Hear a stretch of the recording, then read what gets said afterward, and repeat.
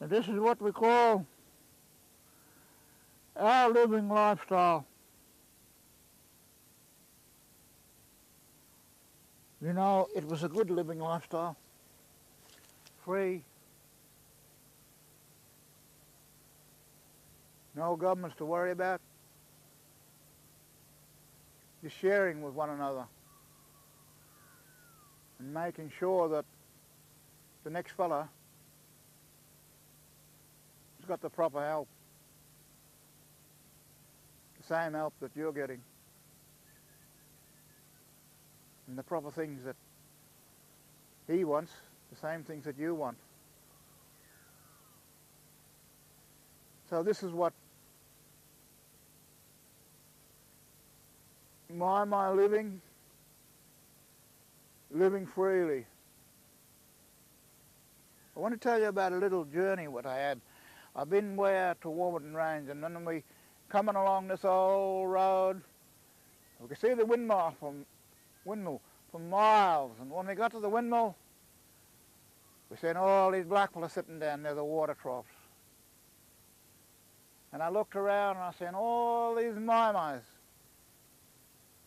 Beautiful, well kept, clean, and all these Aboriginal women and kids all there. And they look so relaxed and so free. So this is what my living's all about. It's powerful. It's a good summer sleeping, but when winter comes, these mai-mais have got to be translated into waterproof. You know, in the early days, they used to get all this special mud and paper bark and water and put it over here, or reeds, and they'd make it leak-proof. And they'd lay down in comfort. Now, what you see here is when we was living up the hill in Lockridge, Eden Hill, in Mary Crescent area, Morley Drive,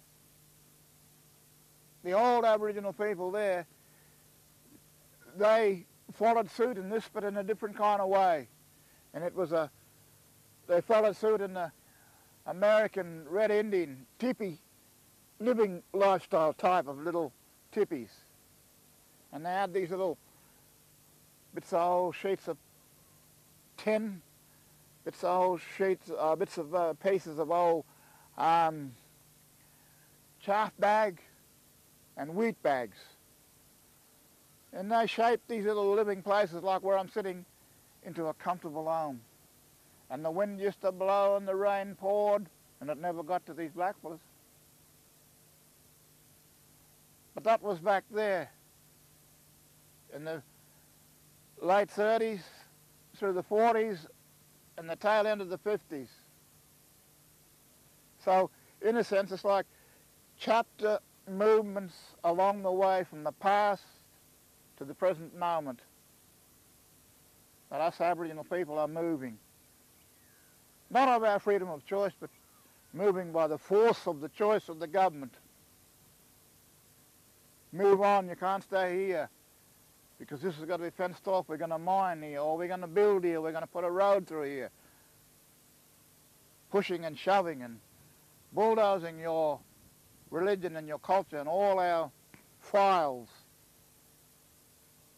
and ways of the sacred sites. Like you, the white fella, you got them all in the book. You write them all down. You remember them. We got them in our hearts, in the soles of our feet. We got it in the land. Each grain of sand, blade of grass, each leaf. We got it in the day, the night, when the wind blows and the rain drops. All our proofs in there. Spiritual dreaming. Holy old fellas. You might think I'm mad, and when I sit down I can hear them old fellas singing. In my mind, in the visions of my seeing back down through the laneways of yesterday, when they existed And one they did their thing in ways of passing it on to the next generation and the next generation, right up to where we are now. Well, but I have a sleep now.